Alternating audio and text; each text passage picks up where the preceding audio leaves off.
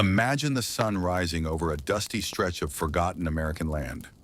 One of those places you only see when you accidentally take the wrong exit off a highway that hasn't been renovated since the 1960s.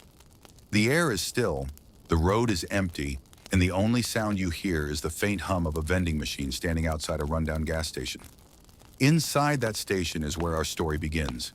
Not with heroes, not with legends, but with a filing cabinet. A rusty, beige, three-drawer filing cabinet shoved into a corner, containing reports, purchase receipts, outdated newspapers, and documents no one has cared to look at for decades.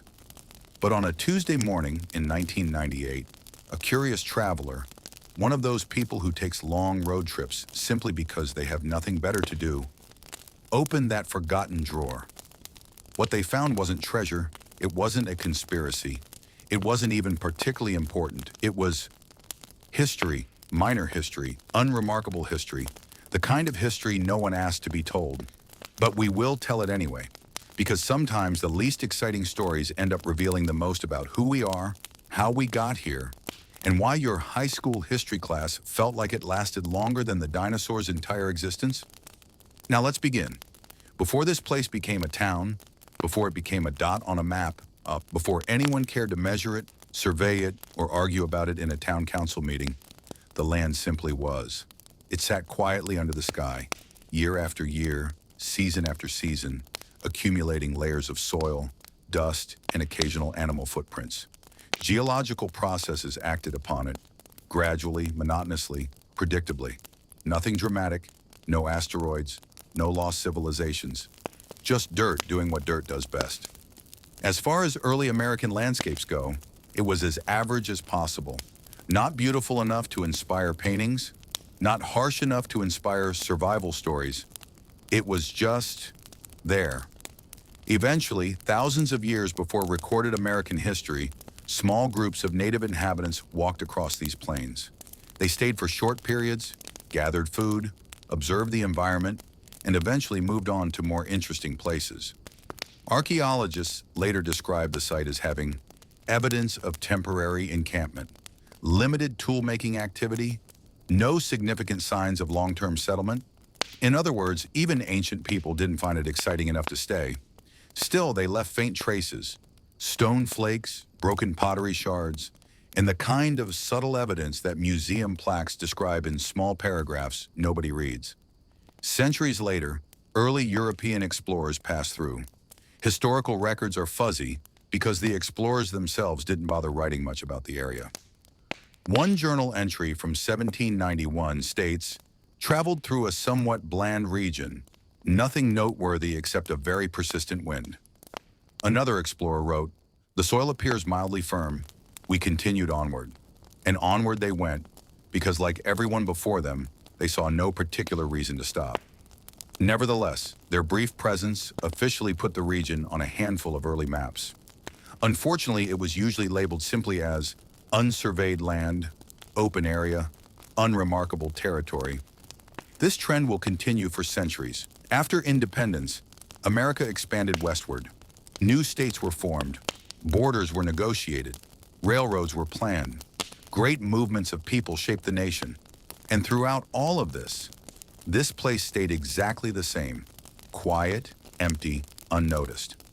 Government documents from the early 1800s mention it only in the context of potential farmland, quality uncertain, sparse water sources, minimal population interest. Surveyors visited occasionally, measured distances, hammered a few stakes into the ground, and rode away, probably relieved to be heading somewhere with shade. Around the mid-1800s, a small group of settlers finally arrived, not because they chose this place, but because their wagon axle broke and they decided they were too tired to fix it. Their journals mention a tolerable landscape, adequate grazing for animals, a location unlikely to attract unwanted attention, and so they stayed. They built modest homes, planted modest crops, and lived modest lives. Their biggest annual event was repairing fences after the wind inevitably knocked them down. These settlers established the first permanent structures, a cabin, a barn, and a very small building that served as both a church and a storage shed for extra firewood. By 1871, a town, if one could call it that, had emerged. Not because of a gold rush, not because of a strategic location, and certainly not because of visionary planning. It formed simply because a few families lived close enough to each other to share tools, a blacksmith set up shop because he needed something to do, and a general store was built because someone had leftover lumber. The town grew slowly, very slowly, so slowly that census takers often forgot to record it until the last minute, scribbling its name in the margins of the page. The name of the town itself was chosen during a meeting in which only 3 people showed up, and one of them was half asleep. They settled on a name that sounded acceptable enough. A town is not officially a town in the eyes of the average American traveler until it has a sign, preferably a wooden one with peeling paint.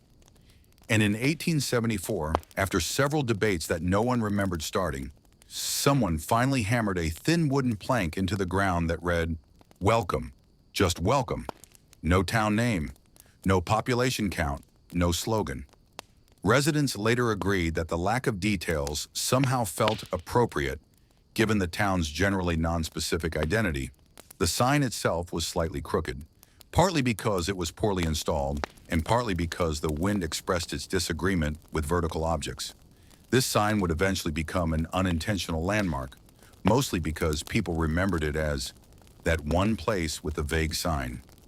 In 1881, the United States Postal Service officially recognized the settlement. Recognition did not come because of growth or demand, but because a traveling postal inspector got lost, stopped to ask for directions, and was surprised to find actual humans living there. A post office was established. Well, calling it a post office might be generous. It was a corner of the general store with a wooden box labeled mail and a slightly smaller box labeled outgoing mail, though most letters sat in the first box for weeks because no one remembered to check them. Still, the presence of postal service gave the town an unexpected sense of legitimacy. The store owner began referring to himself as the postmaster, a title he used in every conversation, including ones where it was wildly irrelevant. As railroads spread across the American landscape, hopes grew that a track might run through the town. Residents imagined increased commerce, new settlers, faster mail delivery, possibly even restaurants with more than 2 menu items. A surveyor did visit the location for potential track placement. After walking around, consulting his notes, and staring into the distance for a very long time, he concluded, "There is nothing particularly compelling here." Thus, the railway line was built roughly 18 miles away, bypassing the town completely. Residents were disappointed, but not surprised. Nevertheless, the distant sound of passing locomotives became a quiet reminder that the outside world existed and was moving forward significantly faster than this town ever intended to. Education arrived in 1892 in the form of a one-room schoolhouse. It was painted white, although dust storms quickly transformed the exterior into a uniform beige. The school opened with 12 desks, 7 students, 1 teacher, and 0 enthusiasm for arithmetic. Lessons were simple. Attendance was inconsistent. Recess was the highlight of every day, even though it mainly involved staring at tumbleweeds. Despite these limitations, the school became a symbol of community progress. Local newspapers from nearby towns referenced it as a developing educational facility located in a region of mild interest. The teacher stayed for exactly 2 years before leaving for a larger town with a more reliable supply of chalk. In 1904, something remarkable happened by this town's standards. It rained. A lot. This was not a dangerous flood, nor a dramatic storm. Just an unexpectedly steady rainfall lasting nearly 6 hours. Crops perked up. Livestock became confused. Children played outside until they slipped in mud and decided mud was overrated. Residents spoke about this event constantly, even long after it stopped being relevant. Newcomers, all 3 of them, heard the story repeatedly. "Were you here for the rain of 2004? "No." "Oh, well, let me tell you." The rain became a defining moment, one of the very few the town felt confident celebrating. A small hand-painted sign eventually appeared near the schoolhouse that read, "Site of the Great Rain, 1904." Historians later confirmed the rainfall was completely ordinary. the early 20th century brought innovations to American towns: paved roads, electricity, telephones, automobiles, and broader economic opportunities. This town adopted these changes at a pace best described as leisurely. Electricity arrived in 1919, but only powered two buildings at first. The first automobile appeared in 1923, driven by a man who often forgot to refuel. A telephone line was installed in 1927, though the town had no one outside to call except a neighboring settlement whose residents were equally uninterested in conversation. Paved roads? That would take much longer. Much longer. Despite lagging behind national progress, locals took pride in the steady, predictable rhythm of life. The absence of rapid change became part of the town's identity, whether by choice or by circumstance. By the 1930s, the general store had become the unintentional center of town life. It sold canned goods, nails, rope, boots, flour, and occasionally items people actually needed. Customers often visited with a list of necessities, only to discover the store carried almost, but not exactly what they were looking for. Typical conversations went like this. Customer, do you have coffee? Storekeeper, we have something very similar to coffee. Customer, what is it? Storekeeper, I'm not sure. Regardless, locals kept shopping there because the nearest alternative was many miles away and required navigating roads that threatened wagon wheels, car tires, and human patience. The store also functioned unofficially as a meeting place, a weather discussion center, a rumor exchange hub, a location where lost travelers asked for directions and immediately regretted it. In a quietly stable town, the store's mediocrity was warmly accepted. The town council, consisting of 5 volunteers, 3 of whom rarely attended meetings, spent nearly a decade discussing whether a main road should be paved. Arguments included, do we really need pavement? What if pavement attracts tourists? What if pavement doesn't attract tourists? How much does pavement cost? What if we wait just one more year? Meetings circled around the same points in polite, repetitive loops. The decision became symbolic, a representation of the town's cautious relationship with progress. Finally, in 1941, the debate ended not because of resolution, but because someone donated enough materials to pave half the road. The paving project left the road with a strange, abrupt transition. Smooth asphalt for a while, then instantly back to dusty dirt. Travelers described it as unexpected. Residents described it as good enough. While World War II reshaped the world, this small American town experienced the period in a distant, muted way. A few residents enlisted. A few joined factory work elsewhere. The school organized a paper drive. The most significant wartime event locally was a shortage of sugar, which forced the general store to ration sweet goods that were, according to most customers, not very sweet to begin with. A single military truck passed through once, asking for directions. The driver left more confused than when he arrived. After the war ended, the town celebrated with a modest potluck consisting mainly of bread, beans, and surprisingly dry pie. A handwritten sign said, "Welcome home to those who left." It was heartfelt, if not grammatically smooth. The 1950s brought growth to many American towns, but this one saw only mild numerical increases. 3 new families moved in, 1 moved out. Births slightly outpaced departures. A diner opened, offering hamburgers, coffee, and a radio that reliably picked up exactly 1 station. Locals gathered there often, not because the food was exceptional, but because it was warm and had chairs. A few new houses were built, each with similar floor plans. 2 bedrooms, 1 living room, and a porch facing a direction with nothing in particular to look at. Nevertheless, residents proudly referred to this period as the boom. Future generations would continue calling it that, even when data suggested it was closer to gentle growth. In 1962, a small federal grant allowed the town to construct a water tower, an emblem of modernity. The tower rose above the flat landscape, its metal frame catching sunlight with quiet confidence. There was only one issue: it was never connected to anything. The grant funded construction, but not the necessary plumbing. For nearly a decade, the tower stood as a hollow monument, impressive from afar, useless up close. Children speculated endlessly. Was it a lookout tower? A secret government device? A bird hotel? Adults offered more practical ideas but lacked the motivation and budget to finish the project.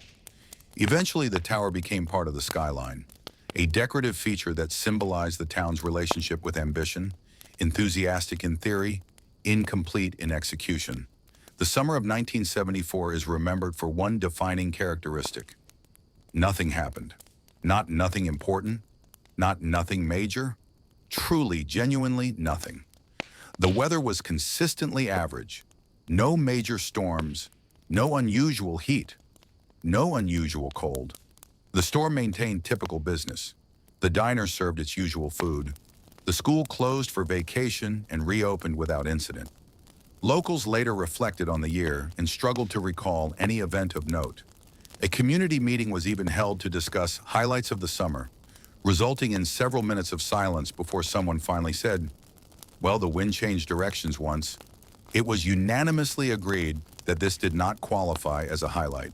By 1978, the town finally had a working telephone line, connecting the general store, the school, and two private homes. It was a modern marvel, but not without quirks. The line frequently rang even when no one was calling. Some residents speculated it was a ghost. Others thought it was the wind or cosmic interference. Regardless, the telephone became a source of mild anxiety. People answered it hoping for news, only to find static or someone whispering numbers that no one recognized. Eventually, everyone agreed the phone was sort of useful, and they left it mostly untouched. The town's first official picnic occurred in 1980. It was organized by a committee of 3 people who collectively spent 72 hours debating whether potato salad should be served in bowls or on plates. The event itself was largely repetitive. Activities included sack races that rarely finished pie-eating contests with minimal enthusiasm, a mild disagreement over whether to include hot dogs. Despite the lack of drama, residents continued to hold the picnic each year. They appreciated its predictability. One year, the pie ran out early. Residents noted this fact for decades. It became a reference point for measuring other minor inconveniences in town. In 1985, the town received a small library grant. A tiny brick building was erected with room for exactly 432 books. It was the pride of the community. Residents often visited to borrow books, mostly ones they already owned, or to read newspapers from neighboring towns that arrived 1 week late. The library had one librarian, who also doubled as the postmaster and occasionally the diner cashier. Operating hours were inconsistent, as were book returns. Lost books were common, but not considered a major problem, because the town had so few visitors that nobody really noticed. The library became a quiet reminder of progress, visible, symbolic, and only partially functional. During the 1990s, a major state highway was constructed near the town. Engineers considered building an exit for local traffic, but quickly realized that it would cost money for very few travelers. The highway went by without interruption. Residents could see the cars speeding past but could not join them. A single billboard advertising coffee, gas, and directions was installed near the roadside, but travelers largely ignored it. This reinforced the town's identity. It existed quietly in parallel with the world, neither impeding nor being affected by it in meaningful ways. By 1998, the world was increasingly connected. Email, websites, and early social media were reshaping communication everywhere except in this town. The first dial-up modem arrived in a private home. It connected sporadically, producing a series of unintelligible noises whenever someone attempted to log on. Residents experimented briefly, learned that information was largely irrelevant to daily life, and abandoned the device in favor of traditional forms of communication. Face-to-face conversation, shouting across the street, leaving notes on the store counter. The internet was acknowledged as fascinating, but not particularly necessary. Returning to where this story began, the dusty filing cabinet in the corner of the general store. It contained decades of receipts, letters, and miscellaneous town records. A curious traveler discovered it in 1998, leafing through the pages and noticing patterns. How slowly the town adopted change, how minor events were magnified in memory, how predictability became a cultural feature. No one else seemed particularly interested. The filing cabinet remained exactly where it was. Yet for one observer, it represented the essence of this place. Consistent, quiet, uneventful, and entirely itself. It also contained a record of something remarkable in its own way. The persistence of ordinary life across generations, quietly shaping history without spectacle, drama, or fanfare. By the 2000s, the nation had experienced decades of economic growth, technological innovation, and cultural shifts. Urban centers were booming, highways were expanding, airports were busier than ever. In this town, growth was measured differently. One new family moved in. Two old houses were repainted. The diner added a new menu item, tuna salad sandwiches, which were considered exotic. The general store remained the same, though the vending machine now accepted coins in addition to bills. The town's relationship with progress remained slow, deliberate, and consistently mild. Change arrived, if at all, like a polite guest, unhurried, barely noticeable, and leaving quietly. The town library decided to organize its collection in 2002. The librarian meticulously listed each book in a logbook, noting its condition, subject, and loan history. By the end of the project, the librarian discovered 10 books were missing. 5 books were duplicates. 2 books had been misfiled for decades. The project's completion was celebrated quietly. There were no parties, no speeches, just a note in the logbook that read, "Cataloging completed. Books remained mostly in order." Residents agreed this was sufficient. In 2005, new street signs were installed, featuring slightly larger fonts and reflective material. Residents noticed immediately. Some signs were installed backwards, some were slightly crooked. One sign for Main Street pointed toward an empty field. Discussions were held at the diner about the proper orientation of signs. Opinions varied. Nothing was corrected immediately. This became an emblem of local philosophy. If it mostly worked, it was considered acceptable. Perfect alignment was optional. In 2010, a small weather station was installed near the edge of town. Its purpose was to provide accurate readings of temperature, rainfall, and wind speed. Early reports were inconsistent. One day, the thermometer displayed 98 degrees Fahrenheit when it was actually 72 degrees Fahrenheit. Rainfall readings occasionally doubled. Wind speed varied wildly from minute to minute. Residents monitored it with mild interest, occasionally using its readings as conversation starters at the diner. The town embraced the inaccuracy as part of its charm. No one complained. The station remained, quietly recording data for anyone who cared. A small festival was organized in 2012, meant to showcase local crafts and produce. The event included a table of handmade quilts, a display of canned peaches, several folding chairs arranged in a semicircle. Attendance was low, partly due to rain, partly due to forgetfulness. The festival became notable not for its festivities, but for the meticulous arrangement of seating, which residents considered highly important. It occurred annually, largely unchanged, with minor variations in chair placement and occasional new canned goods. Town hall meetings continued into the 2000s with remarkable consistency. Agendas included road maintenance, post office hours, library cataloging updates, occasional debates about minor water usage. Conversations often circled back to the same topics, sometimes multiple times within the same hour. Decisions were slow. Implementation was slower. For attendees, this repetitiveness became comforting. Nothing urgent ever demanded action. And so the town maintained a rhythm, steady, predictable, and gently boring. In 2015, a new street lamp was installed near the general store. Its design was modern, sleek, and intended to provide reliable light after dusk. Residents quickly discovered that it had one flaw. It flickered unpredictably. Sometimes it stayed lit. Sometimes it went out for hours. Sometimes it emitted a faint humming sound that could be heard only at precisely 7:03 p.m. Despite these inconsistencies, people walked past it every night, accepting its quirks as part of the town's charm. A small sign was jokingly added, "Lamp works sometimes. Enjoy the mystery." Winter came and went. Snow accumulated, melted, and refroze in the predictable pattern the town had grown accustomed to over decades. Temperatures hovered around the average, neither dangerously cold nor unusually warm. Residents shoveled driveways, wore coats, and occasionally commented on the snow's depth.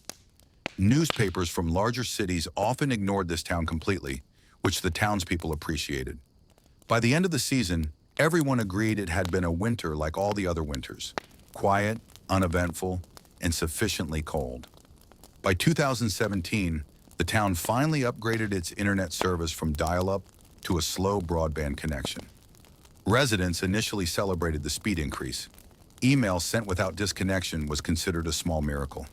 Streaming video was attempted but frequently interrupted. Online shopping was limited because delivery times were long and often required multiple trips to the post office. Still, the internet became part of life, quietly supplementing local communication rather than replacing it. Residents preferred it for occasional convenience, but continued traditional habits of face-to-face conversation and leaving notes in the general store. In 2018, the town council allocated funds for road maintenance. The project involved patching potholes, repainting faded lines, and trimming overgrown edges. Work began slowly. Equipment occasionally broke down. Contractors arrived late. Residents watched progress with patience. By the time the work was completed, which took several months longer than anticipated, the improvements were subtle but noticeable. People remarked politely, "The road is better than it was before, but not perfect. That's fine." The town moved on, satisfied with incremental progress. In 2019, the library expanded slightly. 2 additional shelves were installed to accommodate a small collection of donated books. Residents were thrilled, or at least mildly interested. The shelves allowed the library to hold slightly more information, although the proportion of books actually read remained low. The expansion did not attract visitors from outside the town, nor did it spark major literary interest within it. Still, it symbolized growth, a tiny step in a long, slow march of improvement. A new fence was planned along the edge of a residential property in 2020. Construction proceeded at a leisurely pace. Posts were set, sometimes crooked. Boards were replaced multiple times. Weather delays were frequent. Residents frequently checked progress and offered unsolicited advice.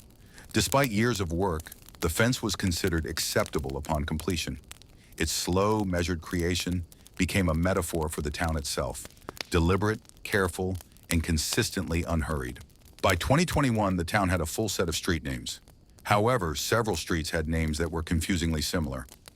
Oak Lane, Oak Street, Old Oak Way. Oak Court residents often gave directions with qualifiers like, "Turn left after the third oak." Visitors occasionally got lost. Locals never did. The naming convention, although arguably perplexing, became part of the town's character, a small, ongoing puzzle that everyone accepted without complaint. Residents began using a weather app on their phones to track local conditions. The app was mostly accurate, except during sudden temperature changes or wind gusts. Sometimes it would predict rain that never came. Other times it failed to alert residents of actual storms. Despite occasional inaccuracies, the app became a minor point of discussion at the diner. "According to my phone, it's snowing. It's not snowing. Strange." The app did not alter daily life, which remained largely predictable and unaffected. In 2022, the town held its first chili cook-off in nearly a decade. Participants carefully measured ingredients, simmered their recipes, and prepared samples for tasting. The results were edible, if not remarkable. Residents praised the event politely, noting which chili was slightly saltier or slightly spicier than others. The event reinforced the town's commitment to minor celebrations: low stakes, low stress, and low excitement, but consistent and appreciated nonetheless. A community garden was planted near the school in 2023. Residents contributed seeds, soil, and occasional water. The garden flourished modestly. Tomatoes grew, although unevenly. Carrots were occasionally missed during harvest. Weeds were present but manageable. Children occasionally visited, mostly to look at the plants, occasionally to pull a leaf or two. The garden became a quiet point of pride, symbolizing slow, careful effort yielding modest rewards. By 2024, the diner continued to serve familiar items: hamburgers, coffee, tuna salad, and pie. Efforts to introduce new dishes were tentative. Some newcomers suggested avocado toast or quinoa bowls, but these items never made it onto the menu. The diner maintained a sense of consistency that residents appreciated. Patrons knew exactly what to expect, and the diner became a subtle symbol of the town's resistance to unnecessary change. The dusty filing cabinet, which had been quietly recording decades of ordinary life, finally acquired a companion, a small bookshelf donated by a retired resident. Both pieces of furniture sat in the general store, largely unnoticed by visitors. They held records, receipts, books, and miscellaneous papers. For the first time in decades, the filing cabinet was no longer entirely alone.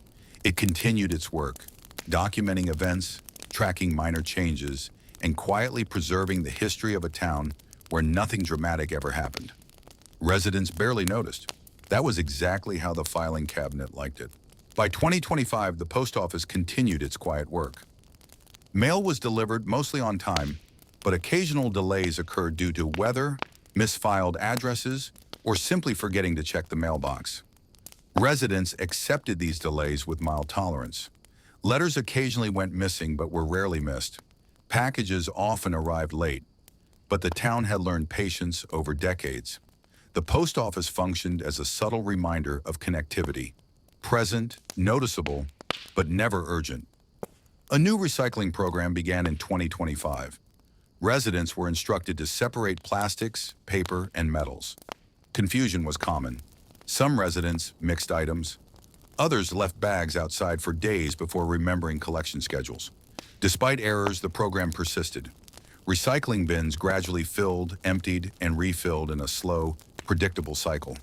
The program became a minor talking point at the diner, often prompting comments like, "I think I put the wrong thing in the bin again."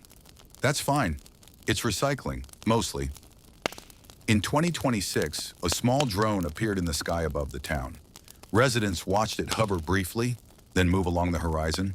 Some speculated it was for photography, some thought it was military, and others ignored it entirely. No significant event followed. The drone passed. Life continued. The incident became a minor anecdote for years to come. Remember the drone? Yes, nothing happened. Over decades, the local wildlife population remained consistent. Deer, rabbits, and occasional foxes were seen in the same areas they had always inhabited. No species arrived or disappeared in noticeable numbers. Predators and prey continued their slow, predictable cycles. Children observed animals while walking to school. Adults occasionally mentioned sightings at the diner. The wildlife's constancy became a quiet mirror of the town itself, stable, unremarkable, and gently persistent. By 2027, minor improvements were made to the main intersection. Stop signs were repositioned and a yield sign was added. Traffic moved slightly more smoothly, though only for a few vehicles per hour. Residents noted the change, praised it lightly, and returned to normal routines. The improvement was celebrated without ceremony, quietly appreciated and never forgotten, but also never discussed again in any detail. 2028 proved once again to be a year of normalcy. Weather patterns remained average. School and library schedules continued unchanged. The diner menu stayed consistent. Roads were passable. Mail arrived. Animals wandered. Residents reflected on the year with polite indifference. The filing cabinet, of course, recorded every detail. Every uneventful, predictable, boring detail. The town remained quietly itself. Nothing remarkable occurred, but that was exactly the point. In 2029, the town installed a small playground near the school. The equipment consisted of 2 swings, 1 slide. A seesaw. Children used the playground sporadically. The swings occasionally squeaked, the slide became slightly dusty, and the seesaw required minor repairs. Residents observed the children playing with mild approval. The playground was considered a modest improvement in town life. Useful, but not transformative. By 2030, the library attempted to start a book club. Invitations were extended. Some residents expressed mild interest, but attendance was inconsistent. Meetings were sometimes canceled due to weather, conflicts, or forgetfulness. When they did occur, conversations were polite, and discussions occasionally digressed into trivial topics like the placement of chairs or the temperature in the room. The book club persisted nonetheless. Its presence provided a sense of organized social activity, even if minimally impactful. In 2031, the town council organized a minor street cleaning effort. Residents were asked to sweep sidewalks, remove litter, and tidy up common areas. Participation was modest. Some streets were cleaner than before. Others remained largely the same. The initiative reinforced a pattern: small efforts, minimal disruption, mild improvement. Residents appreciated the results without fanfare, satisfied that the town was slowly maintaining itself. A bulletin board outside the general store displayed notices of minor importance: lost pets, diner specials, meeting reminders, occasional weather warnings. Residents occasionally read it, occasionally posted items, and occasionally ignored it entirely. The board's content rarely included anything dramatic. Its function was to remind the community that life continued, slowly and uneventfully. In 2032, a regional bus service briefly included the town in its route. The schedule was revised several times over months. Despite these efforts, ridership remained near zero.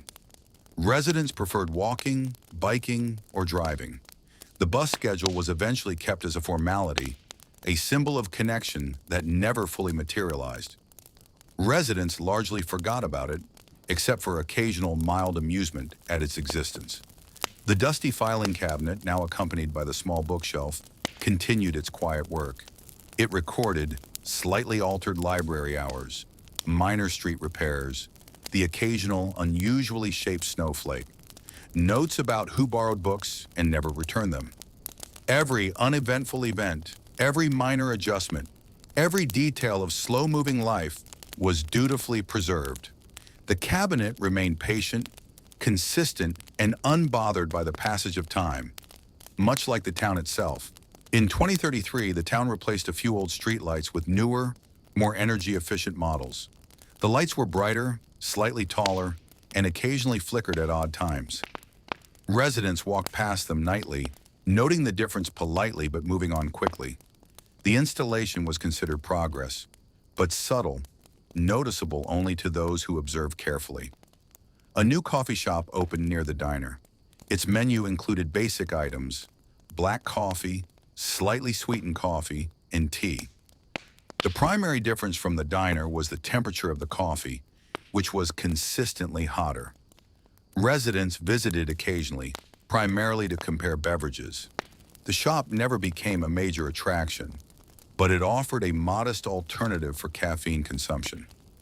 In 2034, the school painted one interior wall a different color to brighten the classroom. Students and teachers commented on the change. Opinions were mixed but mild. Some thought it slightly more cheerful. Others barely noticed. No further renovations were made. The wall remained the only one repainted, serving as a subtle symbol of incremental improvement. Sidewalks along Main Street were patched in 2035. Cracks were filled, uneven slabs adjusted, and edges cleaned. The work took roughly a week. Residents noted the improvements. Pedestrians walked a bit more comfortably. The project had no lasting impact beyond slightly smoother foot traffic, but it was recorded carefully in town records for posterity. In 2036, after a week of steady rain, water briefly accumulated along the low-lying street near the general store. The flood was minor. Puddles formed, grass got wet, but no property was damaged. Residents discussed it politely at the diner, emphasizing that it was a bit wetter than usual. The event passed quickly. Life continued, largely unchanged as it always did. By the end of this decade, the filing cabinet remained in its corner of the general store. It recorded slight variations in weather, subtle changes to daily routines, minor improvements in infrastructure, the occasional mundane celebration. The cabinet persisted as the quiet keeper of all things uneventful, chronicling the life of a town that moved slowly, steadily, and predictably. In 2033, the town replaced a few old streetlights with newer, more energy-efficient models. The lights were brighter, slightly taller, and occasionally flickered at odd times. Residents walked past them nightly, noting the difference politely but moving on quickly.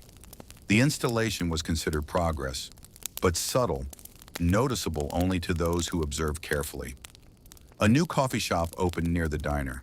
Its menu included basic items: black coffee, slightly sweetened coffee, and tea. The primary difference from the diner was the temperature of the coffee, which was consistently hotter. Residents visited occasionally, primarily to compare beverages. The shop never became a major attraction, but it offered a modest alternative for caffeine consumption. In 2034, the school painted one interior wall a different color to brighten the classroom. Students and teachers commented on the change.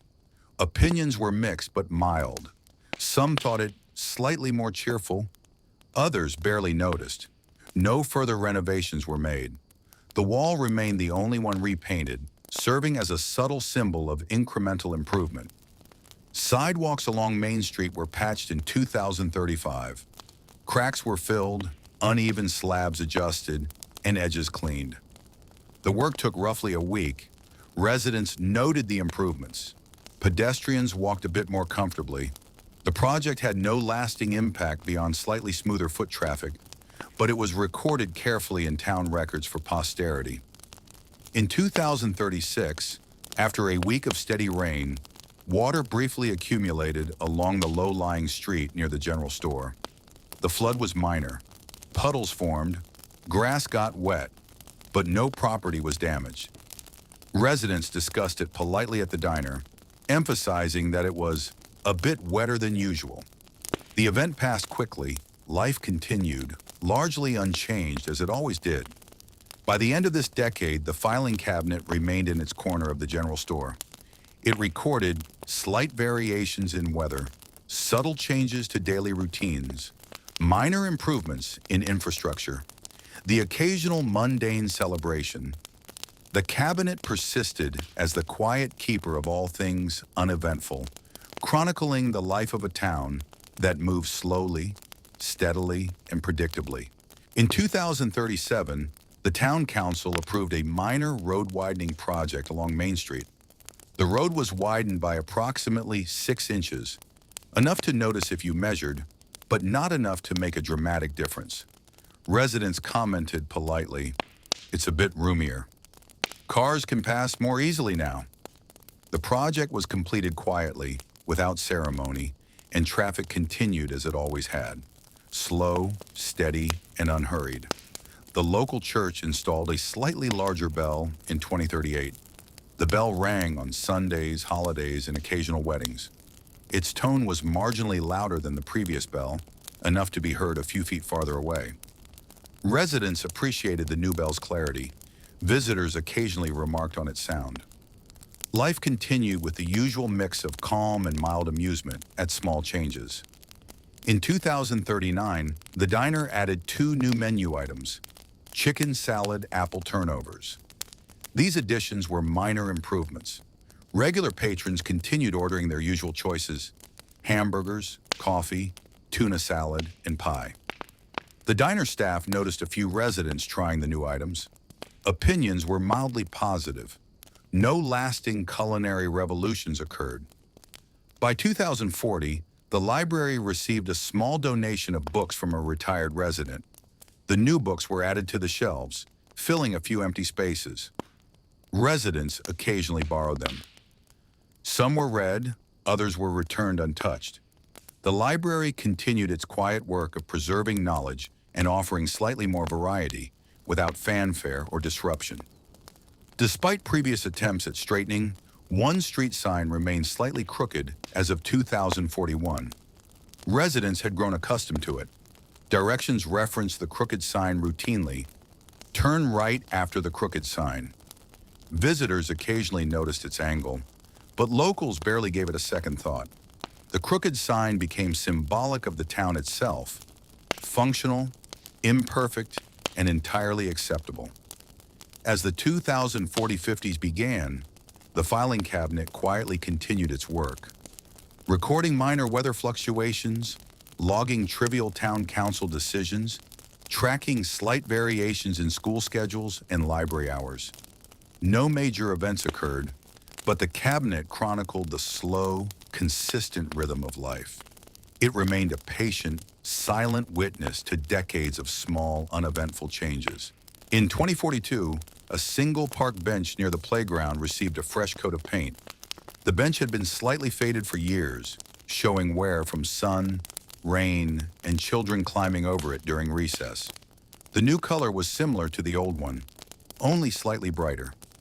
Most residents didn't notice at first, and those who did simply remarked, "Looks newer, I guess." They finally painted it. Despite the fresh color, the bench continued performing its usual duties, supporting people sitting, resting, thinking, or occasionally waiting for someone who was running late. Nothing about the bench changed except the brightness of the paint, which itself faded gradually over the next few seasons. In 2043, strong spring winds caused the old weather vane atop the general store to spin faster than usual. Some residents noticed, others didn't. The weather vane remained accurate, pointing with mild enthusiasm during windstorms and rotating lazily during calm days. The event was never officially recorded in town history, but the filing cabinet received a small note. Greater than weather vane spun more vigorously than normal due to increased wind activity. This description, while technically accurate, carried no meaningful consequence for anyone in town. Later that year, the town experienced a short power outage lasting approximately 12 minutes. Lights flickered, appliances paused, and the coffee maker at the diner stopped mid-brew. Residents waited patiently for electricity to return. When it did, they resumed their activities almost exactly where they had left off.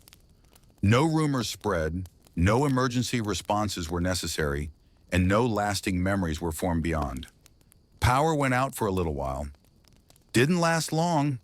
The filing cabinet simply logged temporary loss of electricity, no significant impact. In 2044, the school installed a new hallway clock.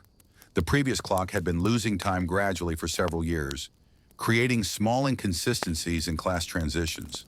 The new clock was digital, slightly brighter, and more accurate. Teachers appreciated it. Students ignored it. The principal mentioned it once during morning announcements and then never spoke of it again. Time in the school continued flowing at the same steady pace, unaffected by the clock's update. In 2045, a traveler unfamiliar with the town stopped at the general store to ask for directions. They weren't truly lost, just slightly uncertain about the correct turn. A resident offered clear instructions, using the crooked sign as a helpful landmark. Go past the crooked sign, then left at the stoplight. The traveler thanked them politely and continued their journey. This incident, though uneventful, made its way into the filing cabinet under greater than visitor required minor assistance with directions. It was one of many such notes, indistinguishable from dozens logged over decades. By the mid-2045s, the filing cabinet remained steadfast. It documented slight paint touch-ups, small maintenance tasks, brief conversations between residents, minor seasonal shifts, occasional library book returns. Everything ordinary found a place in its drawers. The cabinet stood in the same corner, unbothered by time, unchanged by progress, and utterly dedicated to recording the quiet heartbeat of the town. In early 2046, the town made a minor scheduling adjustment. Trash collection was moved from Tuesday morning to Wednesday morning. This change was not dramatic, but it created a temporary wave of very gentle confusion. Some residents placed their bins outside a day early. Others forgot entirely. A few people double-checked the bulletin board to confirm whether the new schedule was permanent or temporary. Within 2 weeks, everyone had adapted. Trash continued to be collected as always, quietly, methodically, and with little fanfare. The filing cabinet duly noted, greater than weekly refuse collection rescheduled. Less than greater than. No complaints filed. In the summer of 2046, the small convenience store near the diner rearranged several aisles. Snack items moved 2 shelves over. Bottled water was relocated closer to the entrance. Magazines were shifted to a different rack. Some customers paused momentarily when searching for familiar items. Most adapted within minutes. Comments included, "Weren't the chips over here before? I think they moved things around." Oh well. Life continued uninterrupted, and the store maintained its steady, unhurried pace. One afternoon in 2047, a store clerk decided to clean the front window more thoroughly than normal. They wiped away old smudges, streaks, and dust that had accumulated over several months. Residents walking by noticed the subtle improvement. The view inside the store appeared clearer. Sunlight reflected slightly brighter across the glass. The event required no celebration and received no praise beyond the occasional, "Looks cleaner today." They must have washed it. Nonetheless, the window slowly returned to its usual mildly dusty appearance within a few weeks. In early autumn of 2047, a group of residents noticed a cloud shaped vaguely like an arrow. It wasn't especially dramatic or photogenic, but its shape was slightly more distinctive than usual. Several residents pointed at it briefly. One person mentioned it at the diner.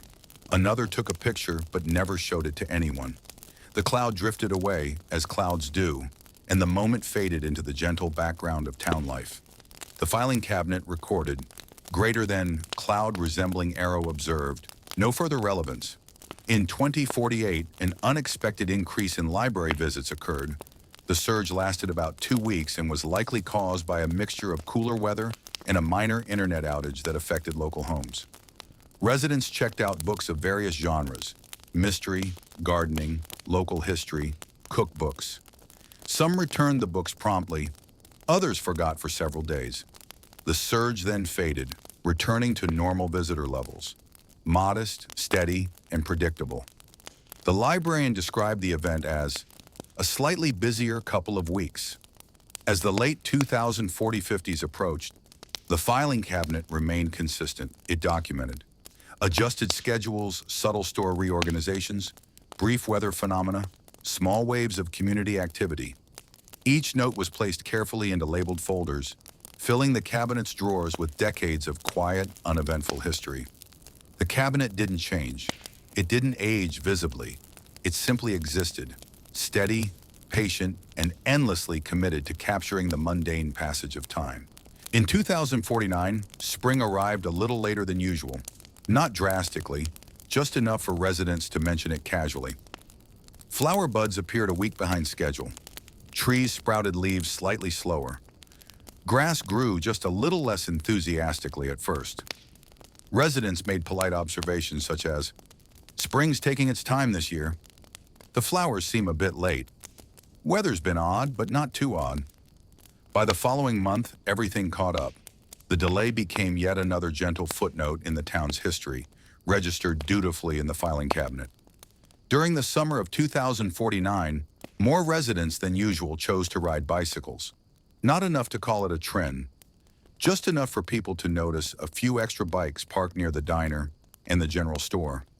Some reasons included warm weather, slightly higher, gas prices, mild encouragement from a local flyer promoting healthy habits. The increase lasted about 6 weeks. Afterwards, cycling returned to its normal, steady rhythm. But for those 6 weeks, it became a gentle talking point. "I've seen more bikes around lately. Seems like folks are biking more." Then, as quietly as it began, the small wave of interest faded. In early 2050, a family living near the library replaced their old attic fan. The previous fan had made a faint rattling sound during hot months, noticeable only at certain angles and only when the wind outside was calm. The new fan operated more quietly. Some neighbors noticed the absence of rattling and felt vaguely relieved without fully acknowledging why. The event was small and personal, yet it still made its way into a filing cabinet note simply because someone in the general store overheard the homeowner discussing it. The note read, "Local residents replaced attic fan. Noise reduced." Another addition to the growing archive of non-essential details. In mid-2050, residents observed that one of the large trees in the park had begun leaning at a slightly sharper angle. It wasn't dangerous, just noticeable if you paid close attention. Children continued to play beneath it. Adults continued to walk past it. Birds continued to perch on it without any worry. The leaning tree became part of the scenery, accepted without concern or urgency. One elderly resident remarked, "That tree's leaning a bit more than it used to." No further statements were made, and the matter rested there. Late in 2050, the town experienced an unusually uneventful month. No small projects began, no meetings ran late, no schedules shifted, no equipment required maintenance. Not even a minor weather fluctuation occurred worth noting. The filing cabinet's entries for that month were strikingly minimal, greater than routine days, no significant updates. Residents lived their lives, went to work, greeted each other, and enjoyed their routines without interruption. The quiet month became memorable precisely because of how unremarkable it was. As 2051 approached, the filing cabinet stood ready to enter another decade. Its drawers were full of decades of trivial notes, mundane events, and quietly recorded details. It continued to accept observations about weather log, small repairs, store descriptions of barely noticeable changes, document community life in its gentlest form. The cabinet remained the silent historian of the town, unchanged, unbroken, and unwavering. Its purpose was simple: capture everything ordinary, and it did so with dedication. In early 2051, a resident replaced their old mailbox. The old one had a slightly rusted hinge and occasionally squeaked when opened. The new mailbox looked almost exactly the same. It was the same shape, color, and size. Only the hinge was smoother. For a few weeks, passers-by glanced at it without knowing what felt different. Only after someone mentioned the replacement at the diner did others realize the change. The filing cabinet logged, greater than mailbox replaced, appearance unchanged, function improved slightly. It was an event so uneventful that it nearly wasn't an event at all. One afternoon in 2051, the diner experienced a slightly longer line than usual. This was likely because 3 families arrived within minutes of each other, which rarely happened. The wait time increased by about 7 minutes. No one complained. People chatted calmly about weather, gardening, and the latest Miletown updates. The line soon returned to normal length, which was typically short enough that customers could walk in, sit down, and order without delay. This minor surge of customers became a momentary curiosity, but carried no lasting impact. In the winter of 2052, someone lost a single glove near the park entrance. A resident placed it neatly on the fence post so the owner might find it.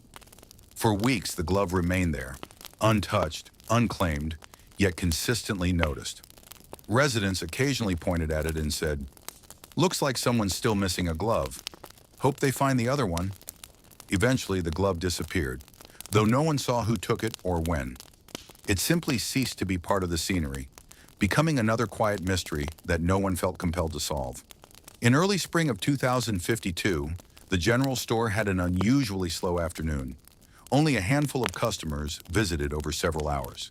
The clerk passed the time by reorganizing a shelf, adjusting items that were already fairly organized. A few cans were straightened, a few boxes were dusted, a few items were repositioned slightly. The peace and quiet were appreciated but quickly forgotten once the normal flow of customers returned the next day. The filing cabinet recorded greater than general store traffic, slower than usual, no cause determined. During the summer of 2052, the air conditioner at the library began making a faint humming noise. Not loud enough to be bothersome, just noticeable enough that people commented gently, "It's humming a bit louder today. Probably needs a minor tune-up." The librarian contacted a technician, who arrived 2 days later. The technician made a few adjustments, tightened a bolt, and cleaned a filter. The hum softened back to its usual level. Visitors resumed reading in comfortable silence. The filing cabinet noted, "Library air conditioner produced increased noise, resolved with minor maintenance." As 2053 approached, the filing cabinet continued serving the town with unwavering consistency. Its drawers were classified with labels such as weather, mostly normal, events minor only, changes barely noticeable, maintenance routine. It recorded every small shift in the community, each one as gentle and uneventful as the last. Nothing dramatic occurred, but the cabinet remained steadfast, ready to document another series of quiet days, small improvements, and barely perceptible adjustments. Its purpose never changed: preserve the ordinary. And it did so with calm devotion. In early 2053, the town experienced a gentle afternoon rain.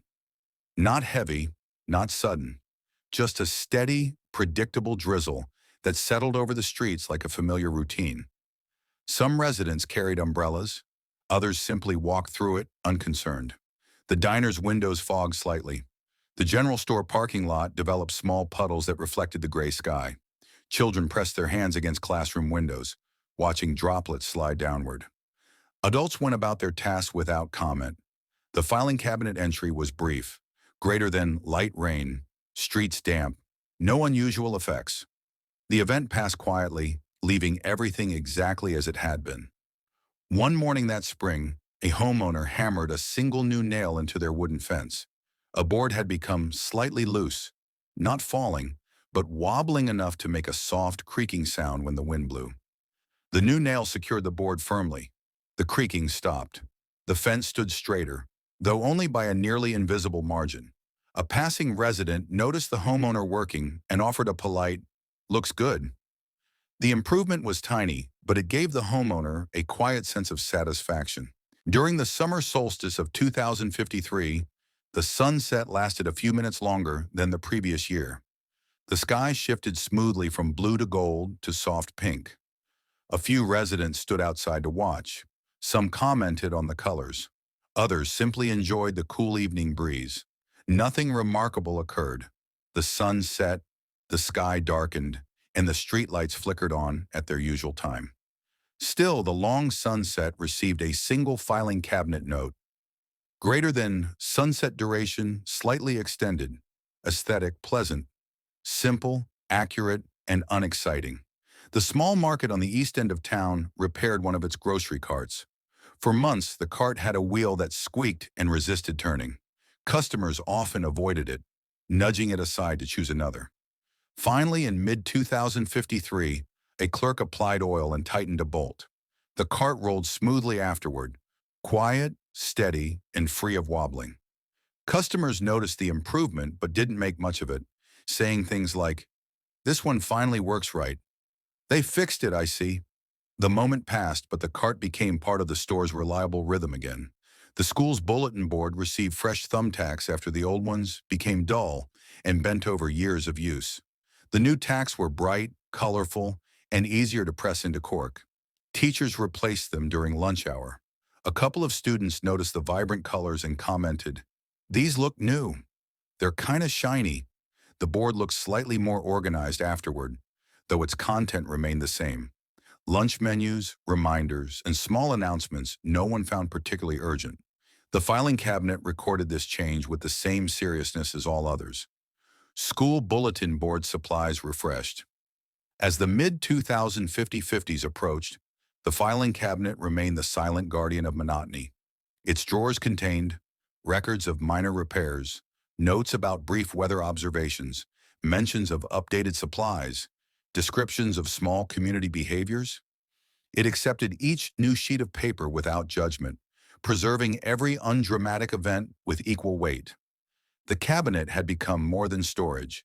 It was the town's quiet companion, chronicling an existence defined not by chaos, but by calm continuity. Nothing extraordinary happened. Nothing needed to. The filing cabinet would remember everything anyway. In early 2054, a child drew a simple chalk picture on the sidewalk near the park.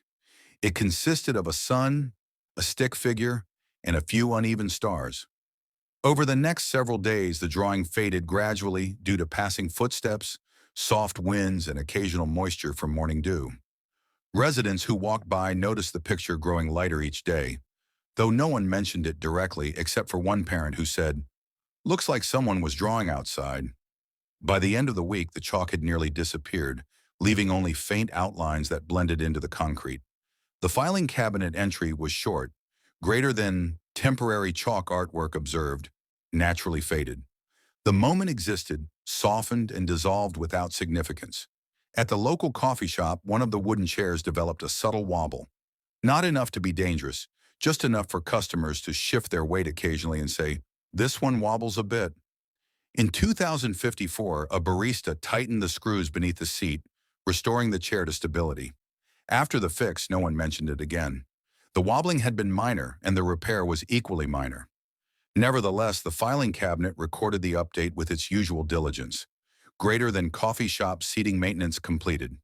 This note joined thousands of others documenting the town's gentle rhythm. One quiet afternoon, a breeze passed through Main Street strong enough to push a folded newspaper along the sidewalk. The paper slid a few feet before stopping against a lamppost. A passerby picked it up, placed it neatly on a bench, and continued walking. The event lasted less than a minute and left no lasting effect. Still, a clerk at the general store casually mentioned it later, prompting the filing cabinet to receive another tiny entry. Greater than loose newspaper displaced by wind, retrieved and relocated. The town continued on without pause. Behind a small house near the school, a garden hose that had been used for many years finally split near its nozzle. The homeowner discovered the leak when water sprayed sideways instead of forming a steady stream. The hose was replaced the next day with a nearly identical one. The new hose was slightly more flexible, slightly less faded, and slightly more effective. Neighbors made polite comments. "New hose? Looks like it works well." The old hose was coiled and discarded. The new one began its long future of watering flowers, grass, and the occasional muddy footprint. In the autumn of 2054, a neighborhood cat known to many residents was seen sleeping on the hood of a recently parked car. The cat appeared comfortable, curled gently in a ball, enjoying the fading warmth of the vehicle's engine. Several people passed by and smiled. No one disturbed the cat. It slept for nearly an hour before stretching, yawning, and wandering off toward a nearby fence. This small moment earned a place in the filing cabinet. Local cat observed resting on warm vehicle. No issues. It was one of many calm, endearing scenes that defined the town's pace.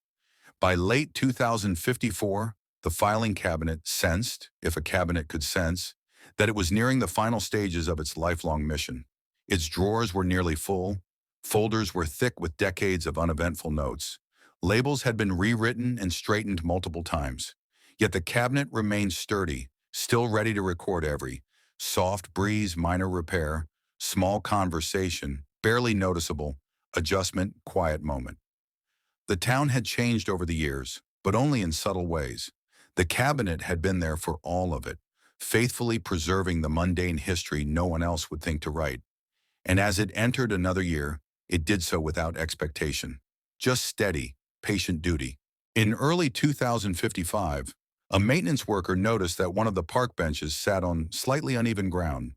It wasn't tilted enough to cause discomfort, but enough that a person sitting on the far right side might ever so slightly lean. The worker lifted the bench slowly, carefully, and shifted it a few inches to the left. Now it rested evenly. A couple walking by said, "Looks straighter now." No further comments were made. The filing cabinet added, "Greater than park bench repositioned for level seating." Another small adjustment in a long timeline of small adjustments. One summer morning, the town library received a book titled A Gentle Guide to Houseplants. It had been due the previous afternoon, but the librarian didn't mind. A late return fee of a few cents was logged, quietly and without urgency. The borrower apologized gently. "Lost track of time yesterday." The librarian nodded, stamped the book, and placed it on the reshelving cart. Nothing more came of the matter, and the book later found its way back to the shelf where it waited patiently for its next reader.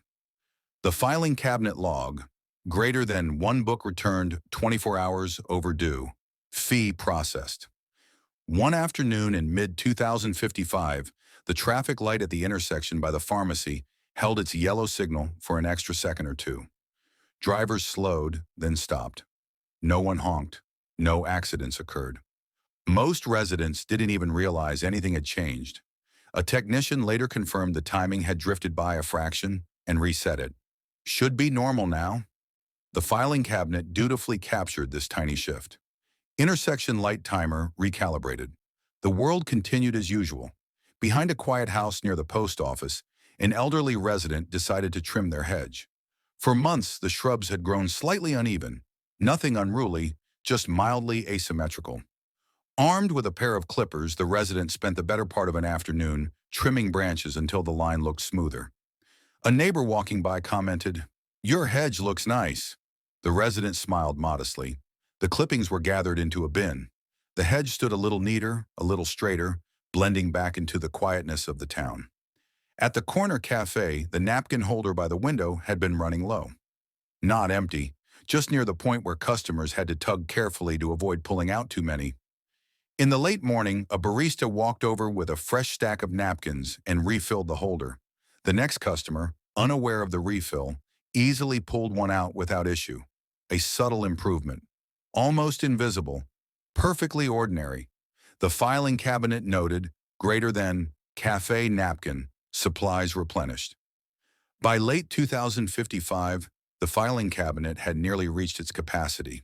Not because of dramatic events, but because the quiet, everyday occurrences of decades had filled it to the brim. Every drawer slid a bit heavier. Every folder bulged slightly. Labels showed evidence of careful handwriting preserved across time. The cabinet stood in its usual corner, unassuming, metallic, and steadfast. It was almost full, but not quite. There were still a few chapters left to record, a few more years of ordinary life to preserve. The cabinet waited patiently. In early 2056, a small street sign near the elementary school tilted a few degrees to the left. It wasn't enough to confuse anyone. Drivers still read it clearly, but enough that a maintenance worker eventually noticed. One quiet morning, the worker steadied the post, applied a gentle push, and realigned it. The sign now stood straight again, neither impressive nor remarkable. A passing jogger nodded approvingly. "Looks better." The filing cabinet noted, street sign adjusted for visual alignment. Inside the town's grocery store, one of the freezers displayed a temperature reading slightly warmer than usual. Not dangerously warm, just enough for an employee to frown and say, "Huh, that's odd." The employee unplugged the freezer, waited a moment, and plugged it back in. The temperature steadily dropped back to normal. Customers continued shopping, mostly unaware that anything had happened. A tiny entry was added to the cabinet, greater than freezer reset after minor temperature fluctuation. On a mild autumn afternoon, 2 leaves fell from separate branches in the park. A breeze carried one leaf toward the fountain and the other toward a walking path. A child pointed at them and said, "They're going different ways." The observation amused a nearby parent, who replied, "The wind does that sometimes." After drifting a short distance, both leaves rested quietly on the ground, contributing to the season's gentle scenery. Nothing else occurred. The small shoe store on Main Street decided to reorganize 2 of its shelves. Not the entire store, just 2 shelves near the front. Sandals were moved slightly higher.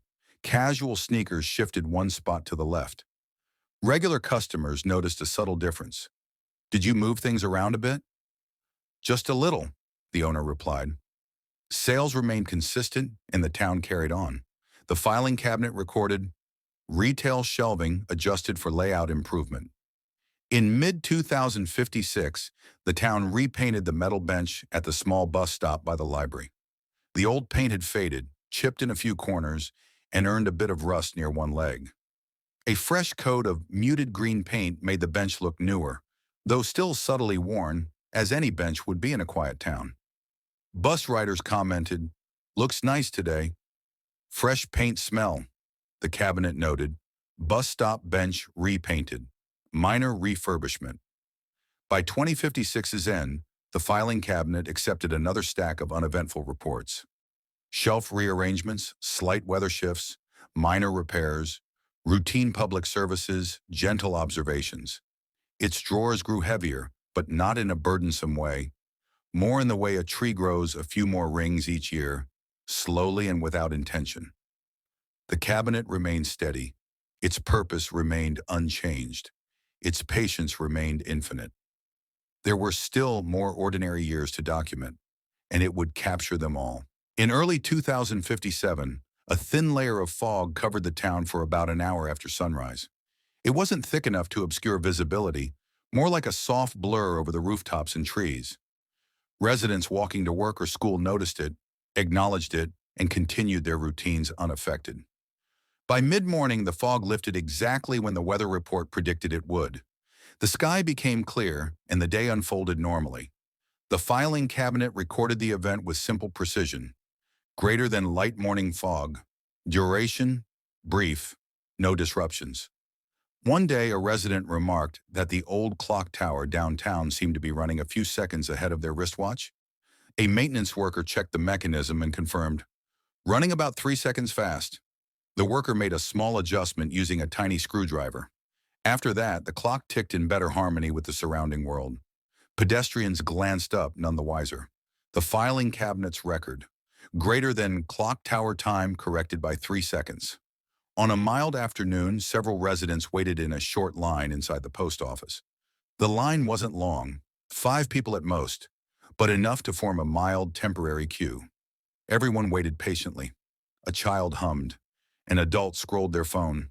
A woman carrying a package shifted it from one hand to the other. The line moved at a predictable pace until each person was served. No complaints, no delays. The cabinet's entry, greater than post office queue observed, progress smooth. In the summer of 2057, a playground swing emitted a single loud squeak during a child's high arc. Just once, an isolated sound. Afterward, the swing moved as quietly as ever. A parent commented, "Must have been the chain twisting." The other parent nodded. No further squeaks followed, and the event faded into the background of an otherwise normal day at the park. But the filing cabinet, ever faithful, captured it. Playground swing produced brief, single squeak. A street-sweeping truck arrived on a side street earlier than usual one Tuesday morning. Normally, the truck appeared around 9 a.m., but on this day it arrived at 8:47. A resident stepping outside to retrieve their mail noticed and said, "They're ahead of schedule today."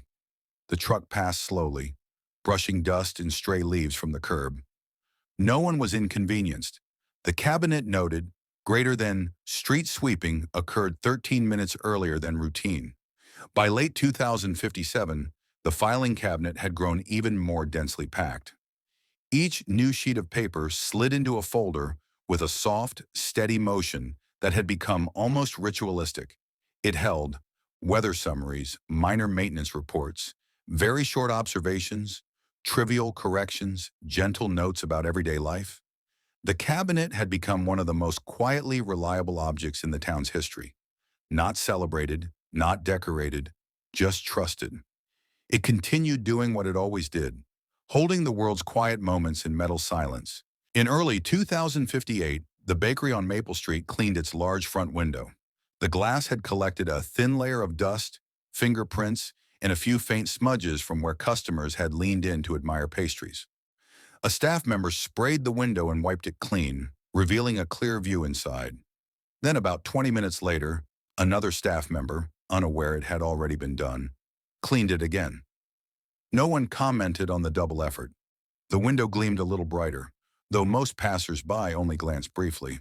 The filing cabinet added, "Bakery window cleaned twice. Outcome, very clean." In the hallway of the small medical clinic, one fluorescent bulb flickered a single time as the building's lights turned on in the morning. Just one flicker. A nurse noticed but thought nothing of it. The bulb continued functioning without further issues for the rest of the day, and for many days afterward.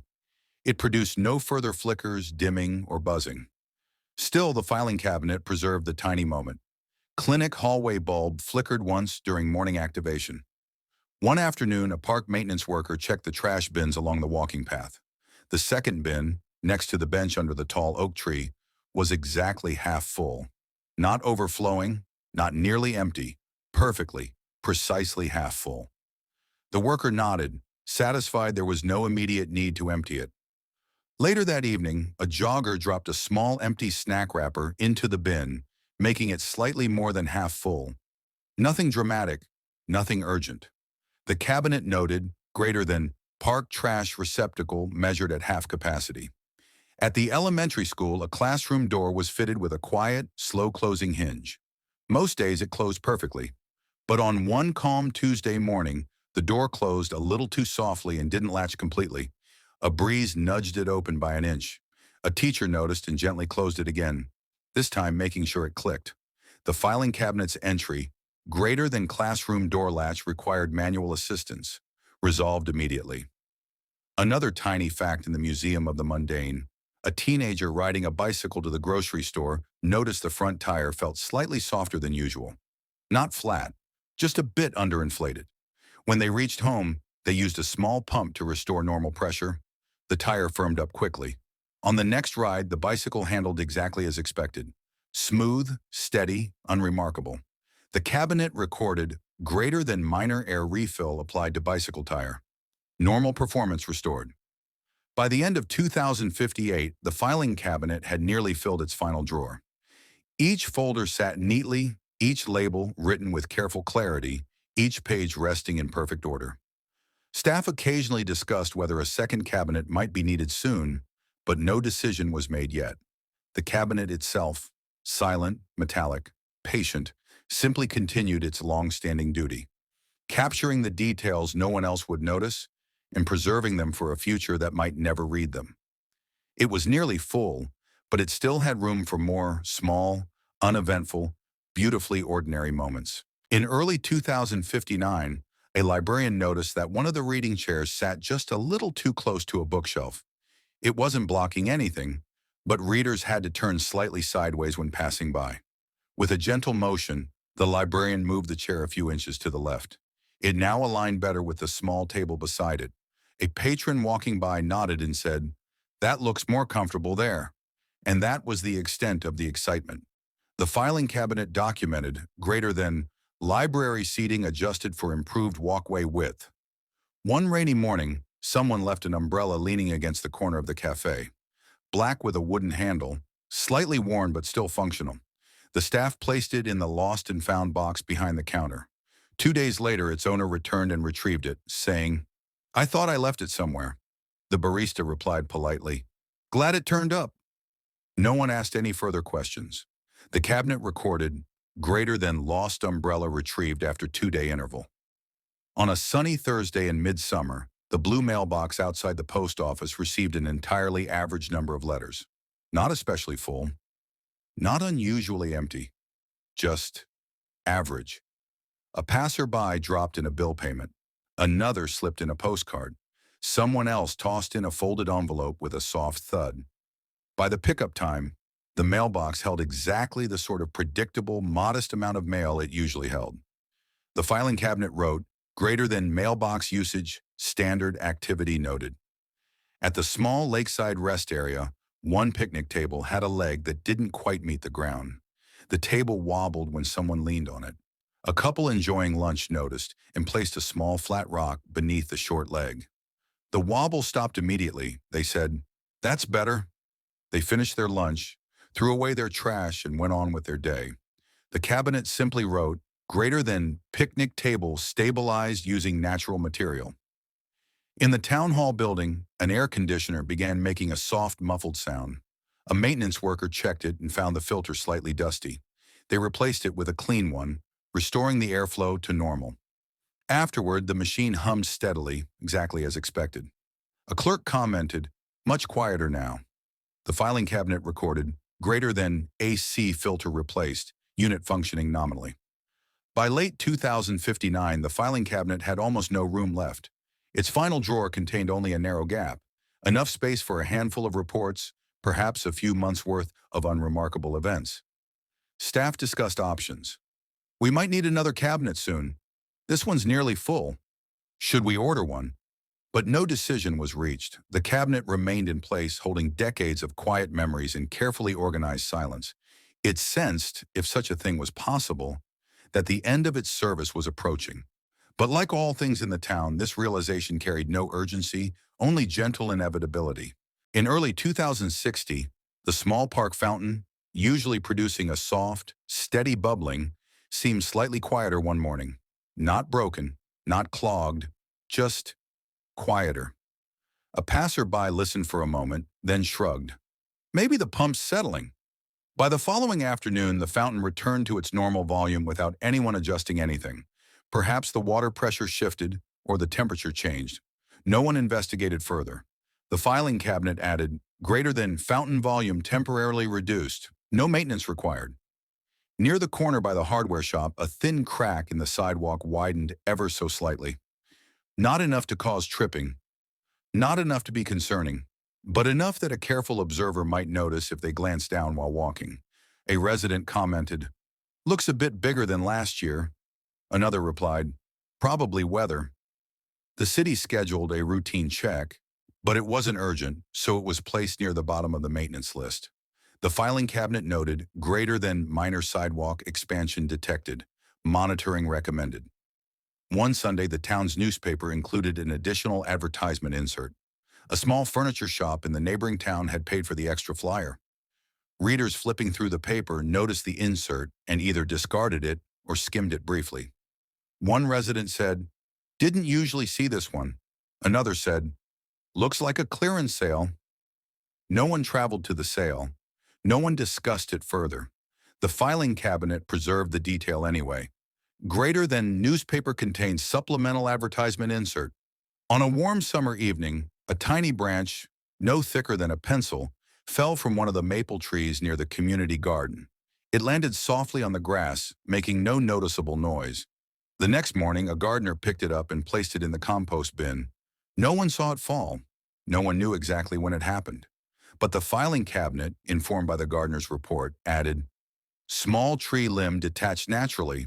No damage." In the administrative office, one rolling chair had wheels that suddenly became smoother than usual after a recent floor cleaning. The chair glided faster than expected, prompting one employee to say, "Whoa, this thing moves now." A small rubber mat was placed beneath the workstation to slow the chair's motion. The adjustment worked perfectly. Nothing more happened. The filing cabinet recorded, "Greater than office chair wheel mobility increased. Corrective mat installed." By mid-2060, the old filing cabinet's final drawer was nearly full. Each new sheet of paper slid in with a soft resistance, like the cabinet was gently reminding everyone, "I'm almost out of space." Staff had still not ordered a replacement. Some thought they should do it soon. Others assumed someone else already had.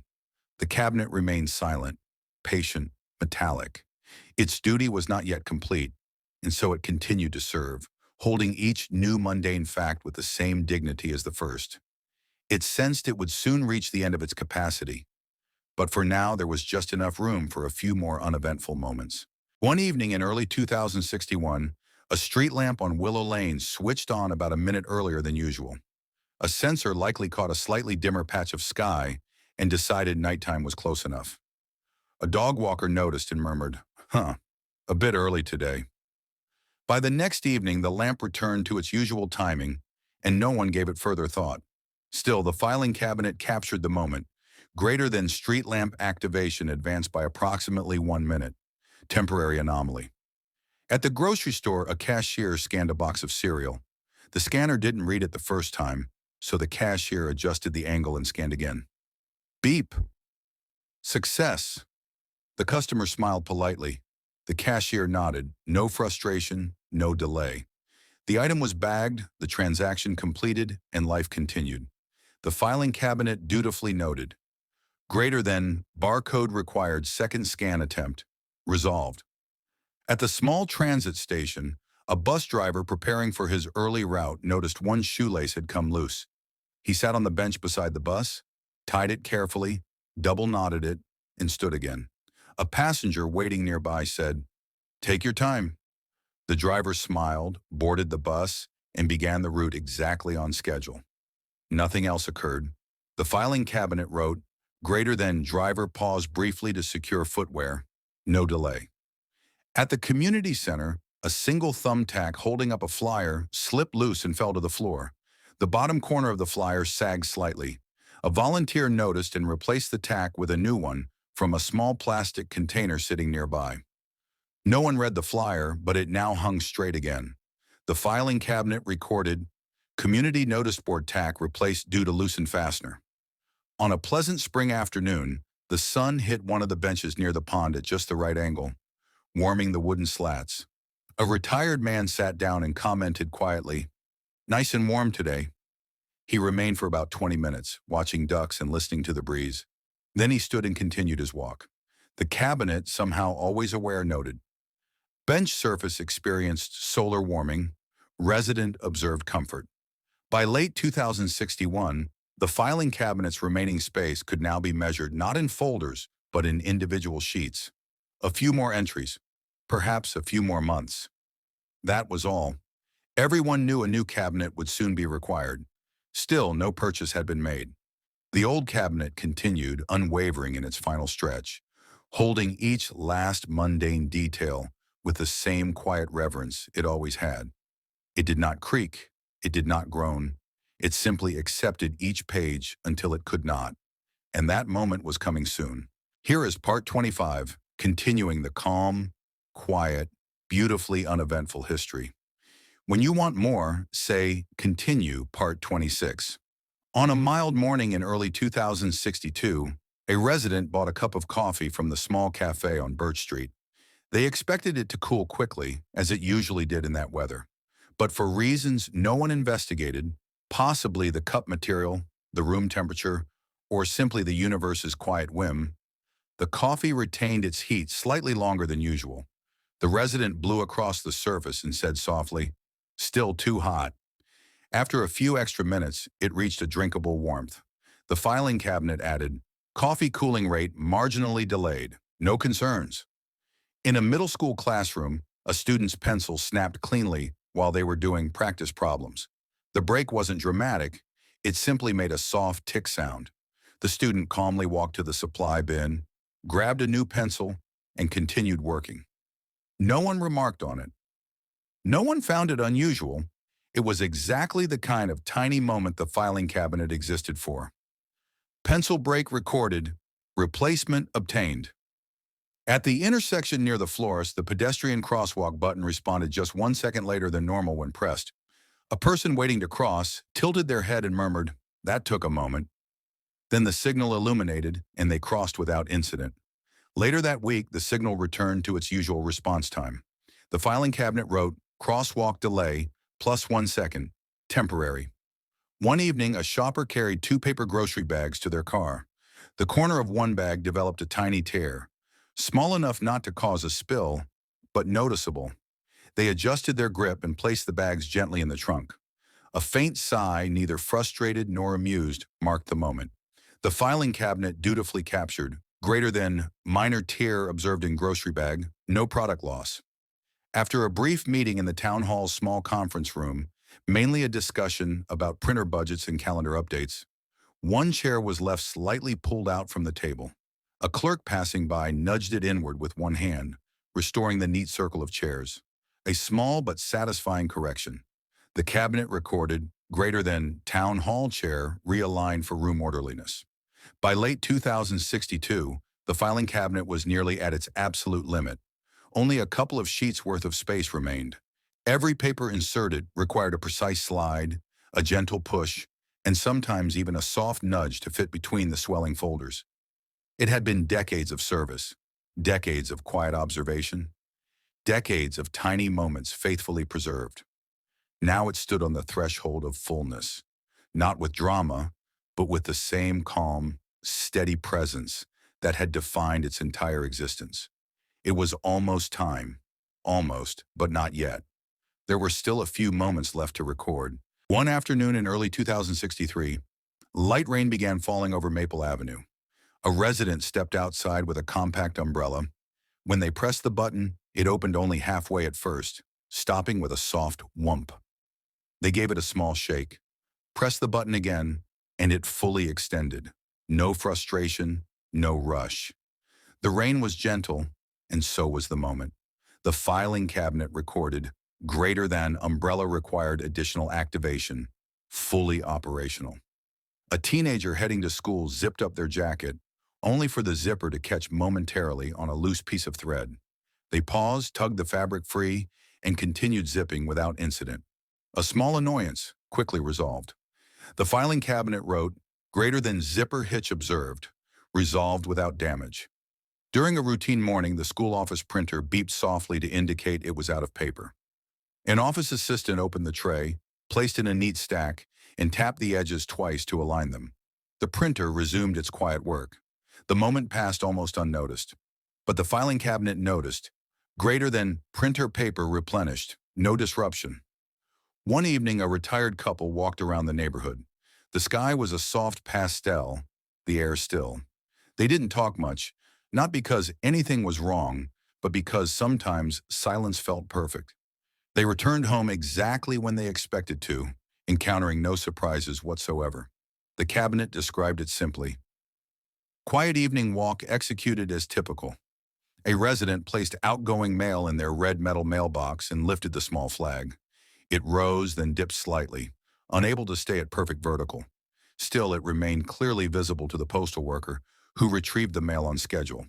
The cabinet noted, mailbox flag stability slightly compromised. Function unaffected. By mid-2063, the filing cabinet had room for perhaps one more full entry and maybe one partial note after that. Each time a page slid in, the folders pressed back with gentle but undeniable resistance. The cabinet made no sound, no groan, no metallic protest. It simply accepted the paper, as it always had, with patient loyalty. Everyone in town knew the end of the cabinet's long service was approaching, but no one hurried it. They let it finish in its own quiet rhythm. The final inches of space remained, waiting for the last small moments of an ordinary world. One early morning in 2063, a resident stepped into their hallway and flipped the light switch. Nothing happened. They flipped it again, this time a bit more firmly, and the bulb flickered to life with a soft, warm glow. The resident nodded quietly to themselves and walked on. The filing cabinet captured, "Light switch required secondary activation. Bulb functioning normally." At the local library, a visitor pushed the entrance door behind them. Instead of its usual solid thud, it shut with an unexpectedly gentle click. The visitor looked back, mildly surprised, then continued toward the reading room. No one else noticed, but the cabinet did. Library door closure produced lower sound level than typical. In an office facing the main street, someone pulled the cord to raise the window blind. It rolled up unevenly, one side slightly higher than the other. They tugged lightly on the lower side, and it straightened out. A miniature problem with an equally miniature solution. The cabinet added, "Blind alignment corrected manually." Children had drawn a small sun and a stick figure on a sidewalk square earlier that afternoon.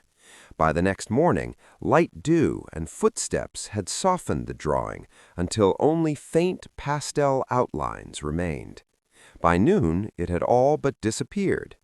The cabinet recorded, "Sidewalk chalk illustration faded naturally within one day." On a bright day, two neighbors tending to their lawns looked up at the same time. They each raised a hand in a small wave, not a full greeting, not a conversation starter, just a friendly nod to shared routine. Both returned to their quiet tasks afterward. The cabinet noted, "Mutual lawn maintenance acknowledgement observed." By late 2063, the filing cabinet finally reached the moment everyone knew would come. Another sheet of paper slid into place, slowly, carefully, and nestled so tightly between the others that it could go no farther. This was it, the last full page it would ever hold. There was still room for perhaps a half-sheet's worth of notes, maybe a small slip documenting one final mundane event. But the main chapters of its life were complete. The cabinet did not move or shimmer or react. It simply existed, full, patient, and satisfied. A long journey of ordinary moments faithfully preserved.